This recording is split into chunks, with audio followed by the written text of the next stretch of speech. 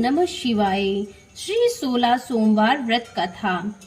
माधव भगवान की पुरी मधुपुरी में भगवान चंद्रभाल शिवजी का एक अति दिव्य आश्रम है। वहाँ भूतों के पति महारुद्र जगदम्बा पार्वती के साथ निवास करते हैं। एक समय भगवान चंद्रभाल उमा सहित भूमंडल विचरण को निकले। चलते चलते वे विदर्भ देश में अमरावतीपुरी में पहुँचे। उस नगर के राजा का बनाया एक सुंदर शिवालय था।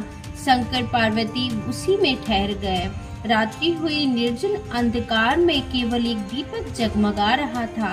समय बिताने को माता पार्वती ने कहा, देखो स्वामी, रात बहुत लंबी है, इसीलिए आप और हम चौपड़ पासा खेलें। शंकर जी बोले, तुम्हें हमेशा ऐसी ही बातें क्यों सूझती हैं? पार्वती जी, भंग का नशा बढ़ रहा है, आंखें खुलती नहीं, पासे कैसे डाले जाएंगे? और डाल भी दिए तो उन्हें देखेगा कौन? तुम ही उन्हें देखोगी और अपने जीते दांव बताकर मुझे परेशान करोगी। पार्वती जी ने कहा, सोने को तो सारी रात्रि पड़ी है। शिव जी बोले, अच्छा सही है, परंतु तुम्हारे पास कुछ दांव लगाने को है? पार्वती जी ने अपनी अंगूठी उतारी और बोली, मेरे पास तो है, आप अपनी कहिए। यह सोच तो मुझे है, अगर हर तरह मेरा ही सौदा घटेगा है। शिव जी ने पूरी आंखें खोली और हंसे। यह क्यों? पार्वती जी ने कहा, सुनो, मैं हारूंगी तो आपको चिंतामणि की अंगूठी मिलेगी, परंतु अगर आप हारे तो मुझे क्या मिलेगा? यही काले सांप, जहरीले बिच्छू, शमशान की राख, हाथी की खाल, कुबड़ा त्रिशूल, अथवा बहुत हुआ तो बूढ़ा बैल। शिव जी हंसकर कहने लगे, आपको मेरे पास यही दिखा? देखो, मैं दे सकता हूँ। गंगा की धवल धारा, सुधा वर्षण चंद्र, भंग का लोटा, कीमती बाघंबर और सब रोगों शोकों को हरने वाली रुद्राक्षों की माला। कुछ शर्तों के साथ चौपड़ बिछी और तभी आरती के लिए पुजारी ने मंदिर का द्वार खोला। पूजा आरती करके पुजारी महाराज जाने लगे। तब पार्वती जी ने पूछा, हे विप्र, मेरे और तुम्हारे देव के बीच चौसर का खेल हो रहा है, कहो इसमें विजय किसकी होगी? पुजारी अकड़ कर बोला, मेरी स्वामी से आप क्या जीतोगी गिरिराज कुमारी? इस खेल में तो विजय उन्हीं की होगी। पार्वती जी ने कहा, तो जरा ठहरो, देखते जाओ तुम में और तुम्हारे स्वामी में कितना जौहर है। प्रथम शिव जी ने पासा फेंका, 3 काने आए और जब पार्वती जी ने पासा फेंका तो 12 थे। इसी प्रकार जितनी बार पासे डाले गए, पार्वती जी की जीत हुई। शंकर जी बाघंबर समेट कर बोले, आज तो आपने कुछ मंत्र प्रयोग किया है। पार्वती जी गुस्सा होकर बोली, मुझे आपके इस अभिमानी पुजारी का सत्य देखना था। यह घमंडी मिथ्या प्रलाप के दोष से पुष्टग्रस्त होगा। पार्वती जी के श्राप से पुजारी के सारे शरीर पर कोढ़ निकल आया। कुछ साल बाद अप्सराएं पूजन के लिए आईं। पुजारी से कोढ़ होने का कारण पूछा। पुजारी जी ने सब बातें बतला दी। अप्सराएं बोली, पुजारी जी, आप 16 सोमवार का व्रत करो, महादेव जी आपका कष्ट दूर करेंगे। पुजारी की उत्सुकता से व्रत की विधि पूछी।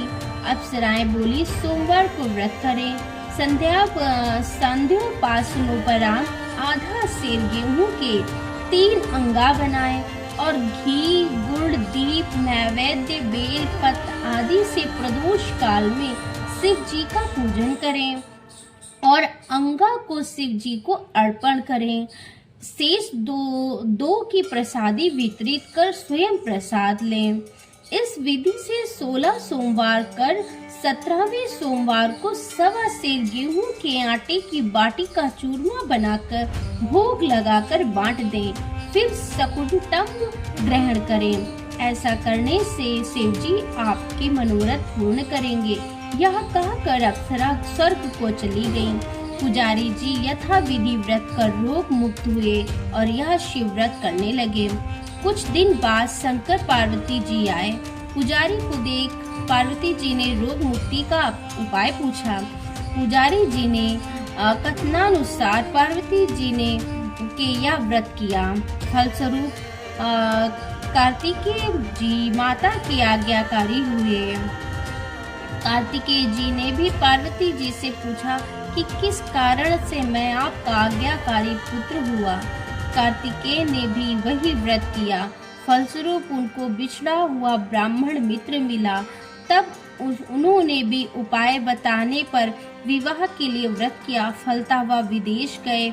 वहाँ के राजा का प्रण था कि हथनी जिसको माला पहनाएगी उसी के साथ राजकन्या का विवाह होगा। वह ब्राह्मण भी स्वयंवर देखने को एक ओर जा बैठे। हथनी ने माला इसी को पहनाई। धूमधाम से विवाह हुआ। एक दिन राजकन्या ने पूछा, नाथ आपने कौन सा पुण्य किया जिससे अन्य राजकुमारों को छोड़ हथनी ने आपको वरण किया। ब्राह्मण ने व्रत की विधि बताई। राजकन्या ने पुत्र प्राप्ति के लिए व्रत किया और उसे पुत्र प्राप्त हुआ।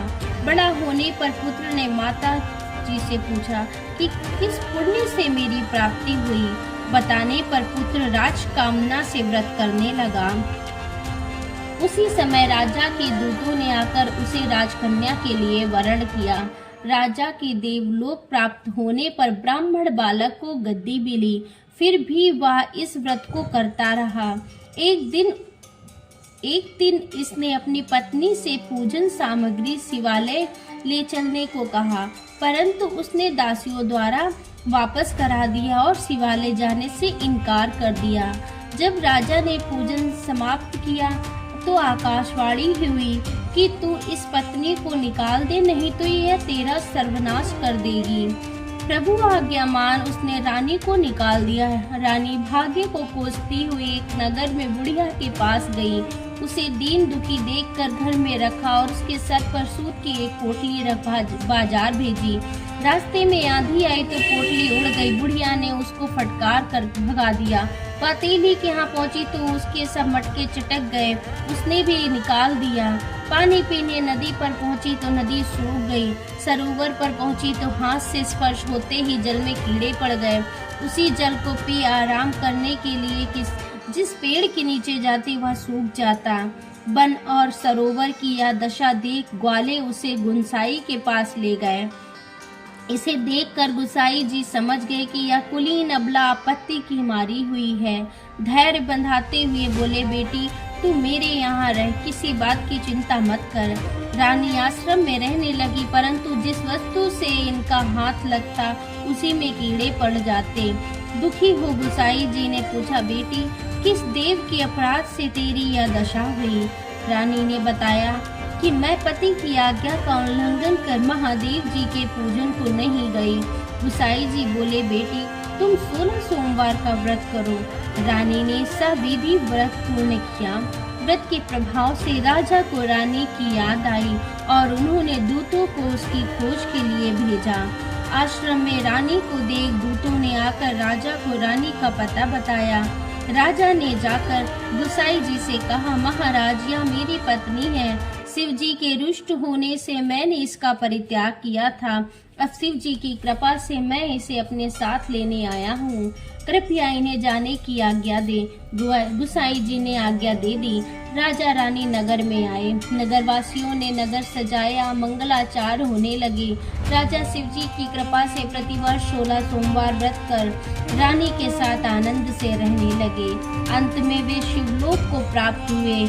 इसी प्रकार जो मनुष्य भक्ति सहित विधि पूर्वक 16 सोमवार व्रत को करता है और कथा सुनता है, उसकी सब मनोकामनाएं पूर्ण होती हैं और अंत में वह शिवलोक को प्राप्त होता है।